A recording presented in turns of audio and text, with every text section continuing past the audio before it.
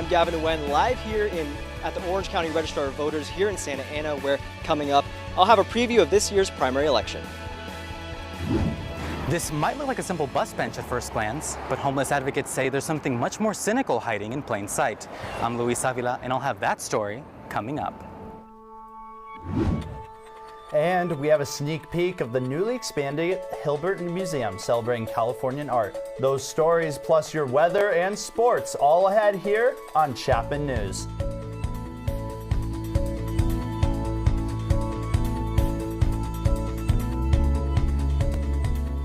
Good afternoon, everyone, and welcome to this week's edition of Chapman News. I'm Tess Martinelli. And I'm Tegan Callie. We are 1 week away from Super Tuesday, the day where California and 14 other states will be voting in primary elections. Chapman News reporter Gavin Nguyen is live in Santa Ana to tell us more. Thanks, Tegan and Tess. Things are relatively quiet here at the Registrar of Voters, but in just a week's time on Super Tuesday, you can expect a lot more activity. Now, recently, Californians have been getting plenty of information in the mail, including ballots, voter guides just like these, using ballot drop boxes like the one here behind me, all in preparation for Super Tuesday.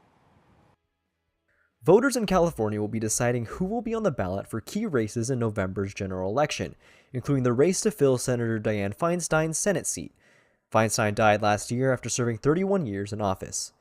The frontrunners include 3 Democrats, current congressional representatives Katie Porter, Adam Schiff, and Barbara Lee, as well as Republican Steve Garvey, a former Dodgers All-Star. The 3 top Democrats have pledged to not accept corporate PAC money, a move that Claremont McKenna College professor Jack Pitney says is meant to appeal to voters' concerns over corporate influence. People are very concerned about corporate influence on public policy, about the inordinate influence of the wealthy, and foregoing corporate PAC money is a way, symbolically anyway, of appealing to that sentiment. This is the first time Lee and Schiff have rejected corporate PAC money, while Porter has never accepted funds from corporations in her short congressional career. Pitney, however, says the move does little to ultimately remove corporate interests from public policy. If you are foregoing PAC money, that doesn't necessarily mean you're foregoing money contributed by individual executives or shareholders in a corporation. According to the Federal Election Commission, Schiff has raised over $30 million, $6 million of which come from individual contributions of more than $2,000. Porter's campaign has raised $28 million and has taken about $1.5 million from the same category. In the end, it's very hard to avoid some kind of contributions with people with some kind of economic interest, because practically everybody has some kind of economic interest in issues that a potential senator is going to vote on. Regardless of party, the 2 candidates with the most votes on Super Tuesday will face off in November's general election. Races for seats in the House have also been heating up in recent weeks. Porter currently represents California's District 47, which includes parts of Irvine, Huntington Beach, and Costa Mesa. Democrats Dave Min and Joanna Weiss and Republican Scott Baugh are among the candidates looking to take over that seat. Campaigning in this race has been particularly intense recently, with Weiss mailing out copies of the police report from Min's DUI arrest last year. Here in Orange, the city is split between 2 congressional districts, Districts 40 and 46. In District 40, incumbent Young Kim, a Republican, is being challenged by 2 Democrats, while in District 46, longtime incumbent Democrat Lou Correa is defending his seat from David Pan, a Republican from Irvine. Also on the ballot, Proposition 1, aimed at addressing California's homelessness crisis, and a recall election for 2 members of the Orange Unified School District Board. You'll hear about both of those stories later in today's newscast.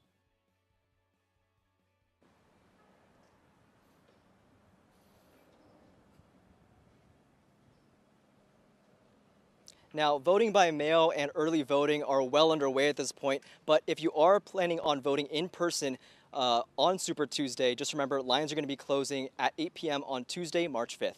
Reporting live here in Santa Ana for Chapman News, I'm Gavin Nguyen. Back to you. Thanks, Gavin. Republican voters in Michigan are heading to the polls today to pick their choice to take on President Biden in the general election. Former President Trump is leading Nikki Haley by nearly 60 points, according to a new 538 poll. The winner of today's primary will take 16 of Michigan's delegates. The other 39 will be awarded to the winner of a caucus that's being held on Saturday. Even with a decisive loss in her home state of South Carolina to the former president over the weekend, Haley says she is determined to stay in the race. And we're headed to the Super Tuesday states throughout all of next week. We'll keep fighting for America, and we won't rest until America wins. The Democratic primary is also being held today, where President Biden is projected to win. This comes despite an effort by Democratic Congresswoman Ratisha Tlaib asking Democrats to vote uncommitted on their ballot to protest President Biden's support of Israel. Following a lawsuit alleging a violation of the California Voting Rights Act, the city of Cypress is now in the process of redistricting. But concerns from residents have made the process anything but simple. Cypress is about to change the way it elects its city council. Instead of at-large members, there will be 5 districts. Council members will have to live in the district they represent. The decision comes nearly 2 years after a lawsuit that claimed the city's at-large voting system disenfranchised Asian Americans. The city denied the claim, but council member David Burke says the voluntary shift to bi-district voting is the best choice. Given that almost any time an expert looks for racially polarized voting, they find it, there's good reason to believe that they would find it in Cypress as well. Working with consultants, Cypress is now tasked with creating 5 districts that are clear, equitable, and non-discriminatory. Burke says that one goal is to keep together communities of interest, which are described as neighborhoods or regions with shared values, culture, or geography. I want people to feel like their district is their neighborhood and the surrounding area they live in is their district, and make sure that a district isn't spread all the way across the city. Residents have been encouraged to draw and submit maps for consideration. However, several residents at a public hearing earlier this month shared concerns about the map drawing process. Come on, this is not right. You're not making it easy for people to do, and a lot of people don't have computers. I'm pretty young and I'm pretty tech savvy, but I will tell you that online tool is not easy to figure out. I ended up submitting, I believe, 9 or 10 maps, all of which were hand-drawn. The proposed districts were announced. Here is an image of the draft. If approved, the districts will go into effect for the November election of 2 new city council members. President Biden says that he is hopeful that there will be a ceasefire in Gaza by next week. If an agreement is reached, there would reportedly be a 6-week stop to fighting, which would allow hundreds of trucks into Gaza to deliver supplies. Previously, it was believed Israel planned to launch a ground offensive in Gaza's southern city of Rafah if the remaining Israeli hostages were not freed by Ramadan, which is on March 10th. But Israel now reportedly has said it would release some high-profile Palestinian prisoners in exchange for the return of the Israeli hostages. One of the measures Californians will vote on next week is State Proposition 1, also known as treatment, not tents. The proposition would move more than $6 billion to address the homeless crisis by expanding the state's mental health and drug abuse services. Part of the proposal is to build more than 10,000 inpatient and residential treatment beds across the state. The rest of the funding will be reserved for housing homeless veterans. Those opposing Prop 1 say moving funds from Mental Health Service Act of 2004 will hurt existing community-based mental health services. There's another vote on the ballot that's getting a lot of attention. Chapman News reporter Alexei Navalny has the story of a controversial school board recall election happening right here in our backyard. These are the signs you have most likely seen out on many street corners, homes, and even small businesses in the city of Orange, encouraging residents to either vote yes or no in the March 5th recall election. Supporters want to have 2 Orange Unified School Board members, Madison Minor and Rick Ledesma, removed. Darshan Small-Alden is an OUSD parent and the chief organizer of the recall committee. She says it all started after a January 5th, 2023 school board meeting, during which the board fired the district's superintendent without explaining why. That was kind of where the recall began, and that was over a year ago, and since then things have only gotten worse, and so that's how we got the momentum to get this on the ballot. OUSD recall committee members include parents, community members, and teachers. They say Ledesma and Minor have been on a power grab that is fostering a culture of chaos in the district. We lost a quarter of our principals in about 4.5 months. And that's a big deal. Most of them were elementary school principals, and those campuses really count on that one specific person. But opponents say it is the recall supporters who are making the power grab. They maintain that Minor and Ledesma are protecting parents' rights. Minor was elected in November 2022, giving the school board a conservative majority. She calls herself a parent, not a politician. You know, parents getting that opportunity and making sure that they hold that opportunity to be the #1 advocates for their kids was very important to me.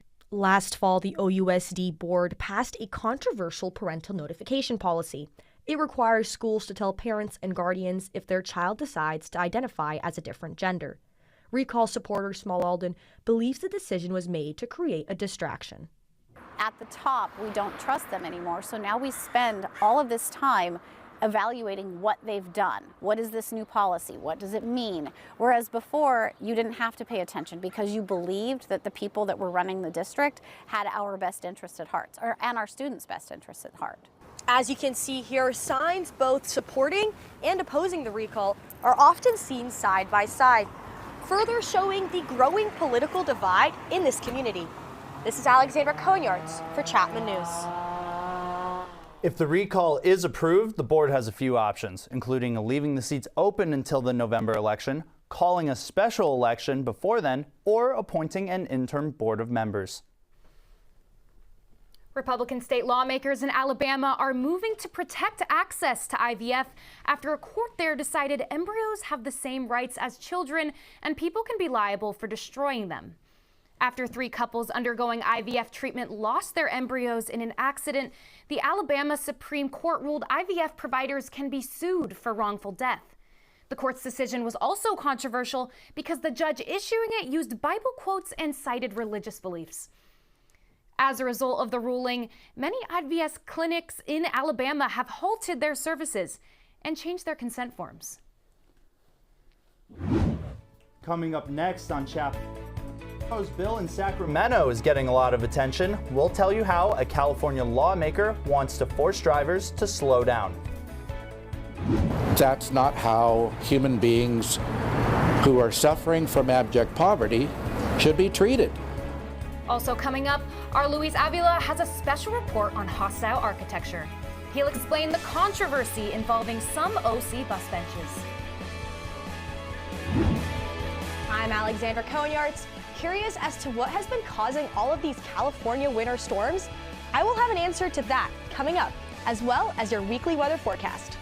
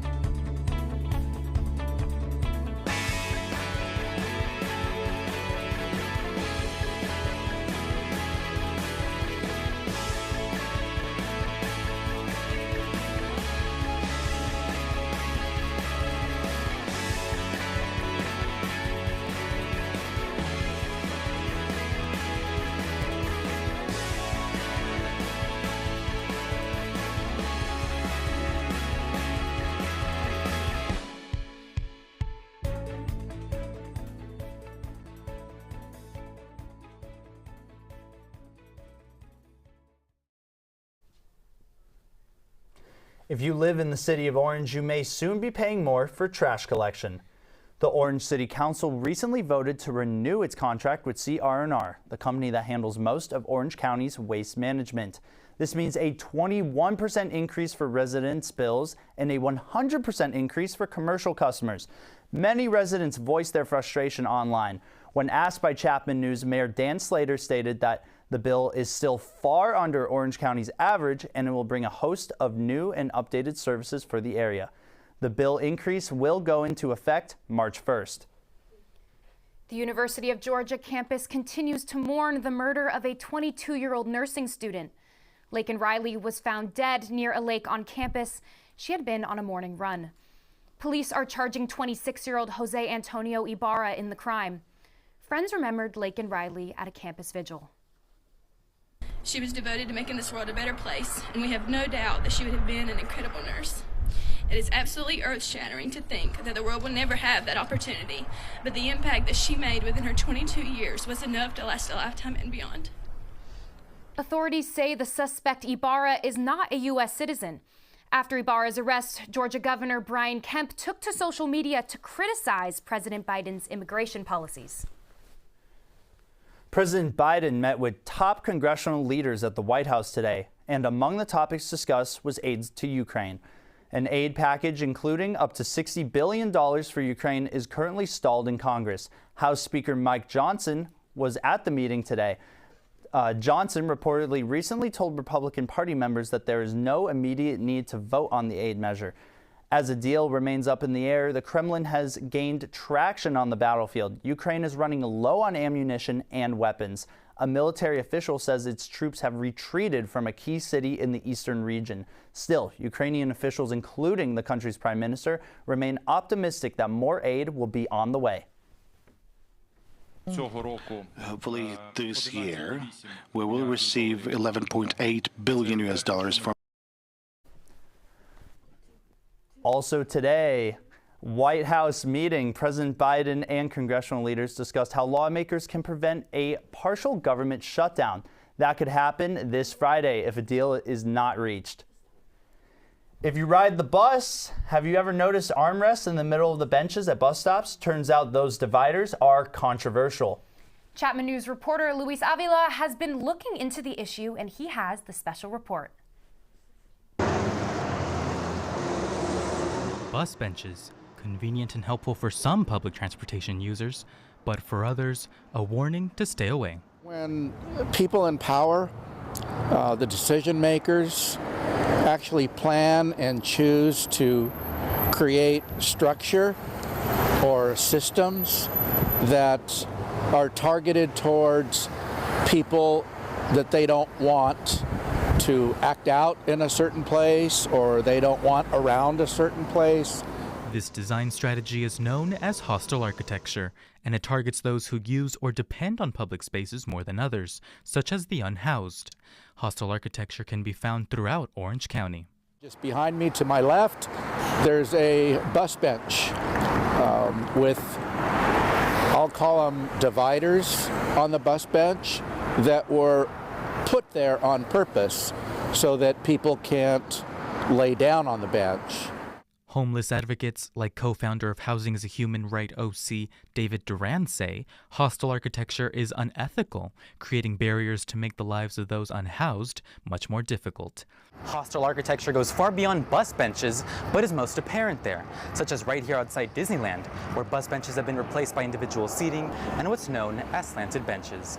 In 2017, the city had removed the bus benches entirely. In an OC Register article, former Anaheim City spokesperson Mike Lister said the benches had, quote, outlived their purpose, and added the city was doing its best to provide assistance to those living on the street. In an email to Chapman News, Santa Ana City Manager Paul Eakin says, quote, providing safe, clean, and user-friendly infrastructure for public transportation users is extremely important to us. The two middle armrests on new benches create separate seating areas where members of the public can comfortably wait for a bus in their own space. Armrests also provide a physical support to anyone who may have problems standing up or sitting down on their own. Eakins also says that Santa Ana leads OC in providing shelter and services to the unhoused. But a Register article last October included a survey of more than 600 unhoused people throughout OC, and a majority said they have not been able to get help from city outreach officials or caseworkers. Duran says that regardless of the reasons, the problem with hostile architecture comes down to human decency. That's just not how we treat human beings. Luis Avila reporting for Chapman News.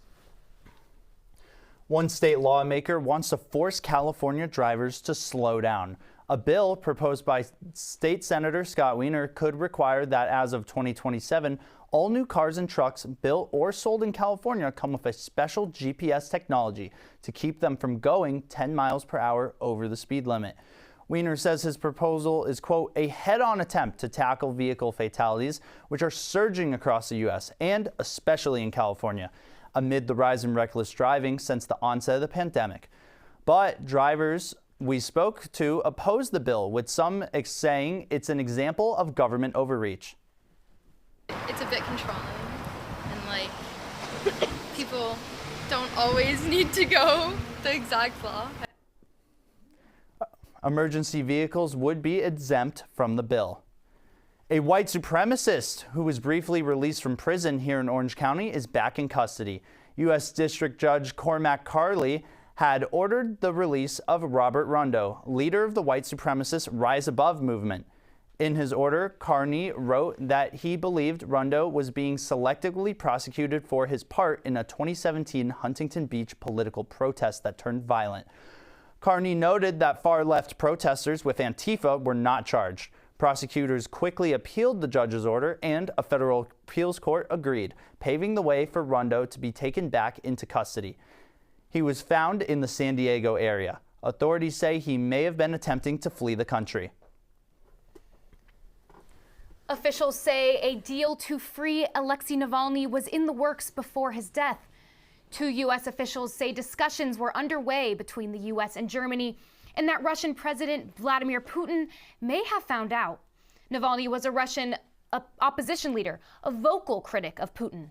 He was serving a 19-year prison sentence, which officials say Navalny was feeling unwell and lost consciousness shortly before his death. Navalny's body has been returned to his mother after initially being withheld by Russian authorities. San Clemente faces more landslide threats after the recent rainstorms. Amtrak and Metrolink rail services through San Clemente remain closed as landslides block the tracks. The OC Register reports the state has committed $7.2 million to build a retaining wall, and construction has now started. OCTA officials say there are ongoing discussions on when limited passenger services may resume. Mariposa Point, a popular pedestrian bridge, was also damaged during the rainstorms last December. It definitely has been a rainy new year so far. Absolutely. I'm really hoping that there's going to be some heat in our future. Alexandra Cohen-Yarts is here to tell us if we're in for more rain. Alex? Thank you, Tegan and Tess. It has indeed been a wet start to the new year. In the past month, we've experienced 2 heavy sets of storms, both caused by atmospheric rivers, also known as ARs, or as some experts call it, rivers in the sky. As you can see in this video, this is what it would look like from a satellite view. ARs are made of dense moisture coming from the Pacific and cause heavy rainfall and strong winds. ARs are common in California, and if moderate, can actually be incredibly beneficial to the state. They contribute to the region's water supply and have in previous years provided up to half of the rainfall and snow for the whole year. But what made these previous storms so dangerous is their size and timing. Not only were these both larger than usual ARs, they also happened back to back. And since the soil was still saturated from the previous storm, the rain had nowhere to go, which caused a heightened concern for flooding and mudslides. Unfortunately, science predict ARs to get worse as temperatures continue to rise due to climate change. Experts also predict ARs to get larger and more frequently come in sets. But as for today, I am happy to tell you that we have a dry day ahead in Orange and that you can for sure expect some sunny weather mixed with some clouds. For the national weather forecast, a lot of precipitation and rain is to be seen across the country. That's actually because we are currently in the middle of a cross-country storm moving from the northwest into the northeast part of the country. A lot of rains and clouds to be seen in these bigger northeast cities. And I really want to point out Chicago to you, which is going to be seeing a 62-degree day. Now, even though there's a lot of rain, there is going to be a pretty warm temperature going around on the northeast part of the country. And Chicago is actually experiencing 3 times the average temperature that they normally do around this time of the year. Similar conditions are going to be happening in D.C. and Atlanta, as well as Houston, who are also going to be experiencing warmer weather, but definitely nothing compared to what we are seeing in Chicago today. As for the West Coast, things are starting to look a little bit more like normal. We're starting to finally get back that sunshine in San Francisco and Vegas. Yet Seattle is still in the brink of it all with 43 degrees and rain today. They're actually in the middle of that cross-country storm and are also expected to possibly have some snow going into tomorrow. So let's hope everyone is able to stay as dry and as safe as possible. As for your OC forecast, 62 degrees in your in Newport Beach and San Clemente, yet 67 degrees in Laguna Beach. They're definitely the odd ones out when it comes to those coastal cities in OC. Yet we're going to see an average of 65 degrees as we go on inland, and luckily a dry day for everyone in Orange County. As for your 5-day Fernestro forecast, tomorrow is going to be your warmest day of the week with 68-degree highs and 54-degree lows, and it's going to start cooling down as we go into the weekend. Unfortunately, I'm sorry to disappoint, but there is going to be some rain expected for this weekend, with Saturday at our coldest day of the week with a high of 59 and a low of 54. So make sure that you get all that vitamin D throughout the week so that this weekend you can make sure to stay in, stay cozy, and stay dry. That's it for your weekly weather forecast, and back to you at the desk. I'm Amani Wright. As you can see, spring is in the air, and that means we're talking spring training after the break. Stay tuned.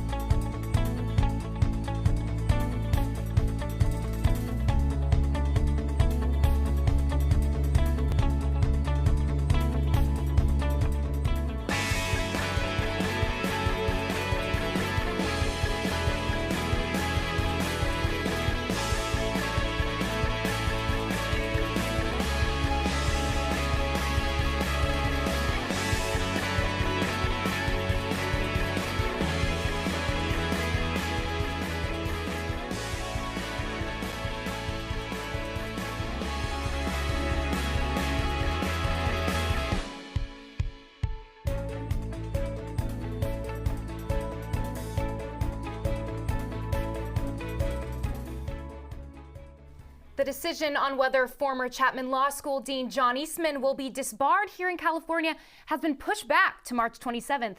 It was originally scheduled for the end of this month.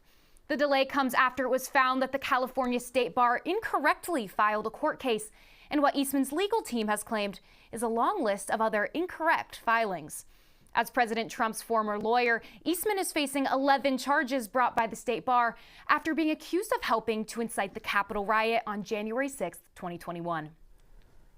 Shop smarter, not harder. At least that's what Amazon says it's aiming to make possible with the rollout of its smart shopping carts. These carts allow buyers to scan items as they shop to avoid long checkout lines. This week, a Whole Foods in San Mateo became the first store in California and 6th in the nation to implement the smart cart.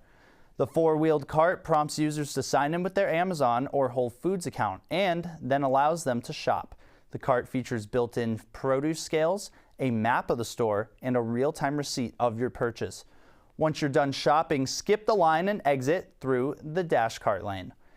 Amazon continues to produce more cashierless, less technology, and the company says it's planning on expanding to other markets such as airports, movie theaters, and sports concessions.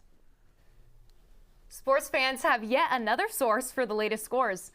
Apple has launched Apple Sports, a free app for iPhone users. The app will feature live box scores, advanced data for teams and players, and live betting odds. For now, fans can get data from the NBA, NHL, MLS, and college sports. Users can also favorite leagues or players. Apple says it plans to eventually add NFL and MLB data while allowing users to stream live sports. Changes are coming to one of Orange County's most popular annual events. Organizers of the Huntington Beach Airshow announced that for this year's event, they will be constructing a makeshift runway on the beach for single-engine planes to land on. Huntington Beach is also in talks to extend the show to 5 days, as attendance at last year's Airshow topped 700,000 people. The 2024 Airshow will take place October 4th through the 6th. Grijalva Park here in Orange will soon be home to a new skate park. The $1.75 million project was announced in 2022 and is now in its final stages of planning. Last week, community members gathered to share their ideas with Grindline Skate Parks, the company hired by Orange to develop the design. Neighbors have been rallying for a safe place to skate since the closure of the Vans Skate Park in 2020.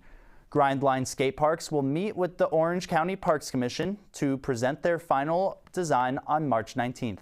Construction is expected to begin in the fall, and the skate park will open next year. Well, you might not find me skating, but you definitely might find me on the couch watching this week's sports games. Same here. Amani Wright is here with everything you need to know about this week in sports. Thanks, Tess and Tegan. I'm Amani Wright, and welcome to the Best Campus Sports Show. LA Galaxy fans were treated to an upsetting yet brilliant display of skill by arguably the soccer goat himself, Lionel Messi. The Galaxy were looking to walk away with a 1-0 win when, well, you'll just have to listen to it. Messi, Jordi Alba, back to Messi. Jordi Alba cuts it across, Messi!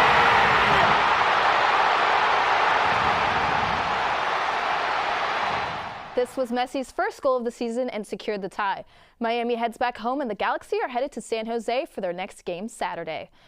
This spring training may bring joy or sadness depending on which side of the 5 freeway you're on. The Dodgers not making it easy for Angels fans as they announced that Shohei Ohtani will play in his first Cactus League game today. And they will also have Yoshinobu Yamamoto take the mound as well. Across the freeway, Ron Washington has begun his first spring training as the Angels manager. While there are still lots of questions about the future of the club, it seems Washington is bringing a positive energy to the team and even went to the mound to encourage his closing pitcher instead of pulling him after walking the lead runner in the 9th. The Angels came on top without giving up the 7-7 tie. The Angels are currently playing the Milwaukee Brewers, and the Dodgers are now taking the mound against the Chicago White Sox. The Los Angeles Clippers have unveiled a new look as they prepare to move to their new arena, the Intuit Dome, in Inglewood later this year. The new jerseys include a new style of font on the front, and according to the team, the text is a more modernized look of the old Clippers script. They also released a new version of the Clippers logo that includes a nod to its San Diego and maritime roots. Merchandise will exclusively be available today until the end of the day at the Grove in Los Angeles and online. The Chapman women's lacrosse team is 1-0 after winning their season opener over Cal Lutheran. Emily Cho reports it's a season of change for the team, which has a new head coach.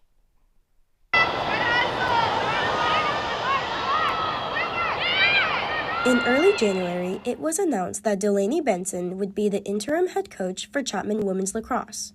She replaces Dan Kirkpatrick, who resigned after 7 years. The Panther athletics department isn't saying much about his departure. You can't really get into details, but on December 1st, he came in and resigned from his position. Personal reasons that I can't really get into. Team members say the coaching change was a surprise. To finding out that we were having a coaching change was honestly a bit shocking, especially the timing. Also very uncertain because we didn't know who or we didn't know when, and it was about a month or two from the beginning of our season. I appreciate what he had done for us for the past 3 years. He definitely helped me grow as a player for my first 3 years as a collegiate athlete. There had been some complaints about Kirkpatrick's harsh coaching style, but Aiken says that is not the reason for him leaving. New interim coach Delaney Benson says she will have a different approach. One of the current players encouraged her to apply. I'm able to kind of relate to them in a different way than the previous coach would have. Women's lacrosse returns to Wilson Field this Saturday, March 2nd, to take on the Occidental Tigers. I'm Emily Cho reporting for Chapman News. Now back to you in the studio. The Chapman swim and dive team just competed in the Skyac Championships. Jake Rendazzo became Low Top's first ever diving champion, breaking the school record with a score of 575.85. Reed O'Melian posted a 560.10, placing second, and has once again earned all conference honors. He is our Athlete of the Week. O'Melian, a communication studies major in his second year at Chapman, has already made a big splash in college swimming and diving ranks. O'Melian has been honored as the Skyak Diver of the Week twice now. In his past meets, he has done especially well in the 1 and 3 meter dives, placing in the top 3. O'Melian is grateful for the recognition, and he acknowledges the importance of teamwork. I think it goes to show just the work that we all put in as a team is able to be shown off, and I think that that's something that every week when someone gets Skyak Athlete of the Week, it really shows that that hard work has been put in and recognized. Congratulations to all of our high and low tops who competed in the championships this past weekend. For the first and the last time in my Chapman News career at the sports desk, I'm Amani Wright. Dan? Thanks, Amani. I'm Dan Batson, and coming up, I have a sneak preview of the newly expanded Hilbert Museum. Stay tuned for that and much more here on Chapman News.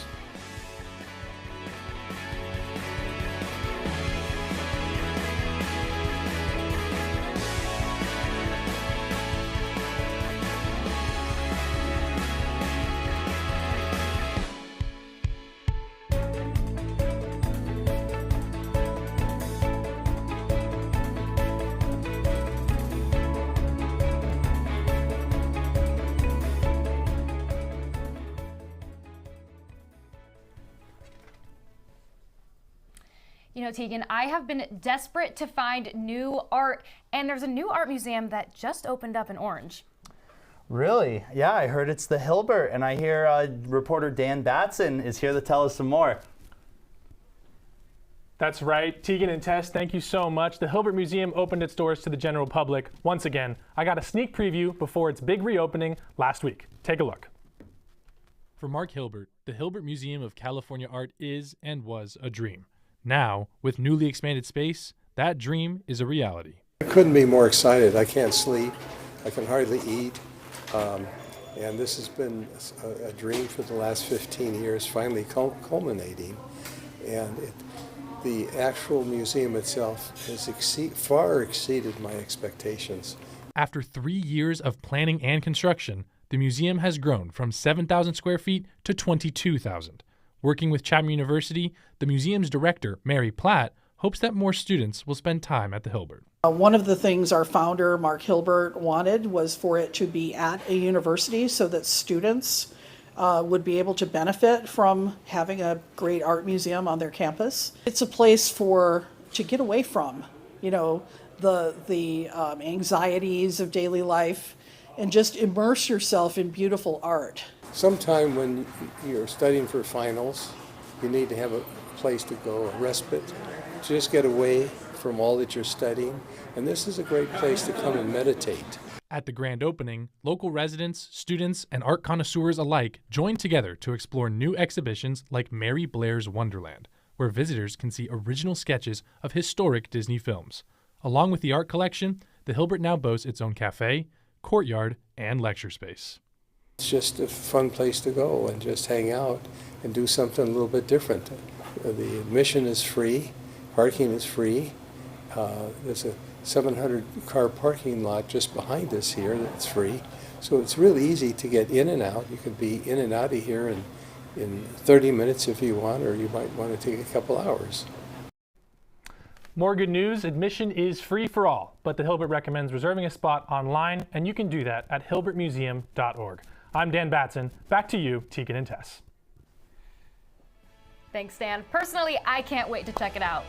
Well, that's it for us this week. Be sure to check out our YouTube page at chapmannews.tv and make sure to follow us at Chapman News. I'm Tess Martinelli. And I'm Tegan Calley. Thanks for watching, and we will see you next week for more Chapman News.